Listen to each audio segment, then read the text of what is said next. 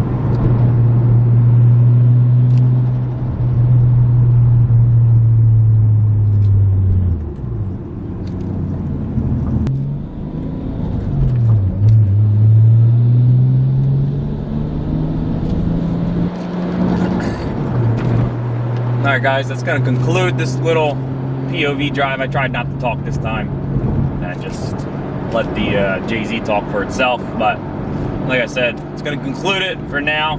Hopefully we got some good shots, and I don't know, hopefully the audio was good, but I'm just going to head back to work and get my day started. But I wanted to try to at least get another POV drive out of the new JZX100 Tour V. So see you guys in the next video, and hope you guys like this one. Peace out.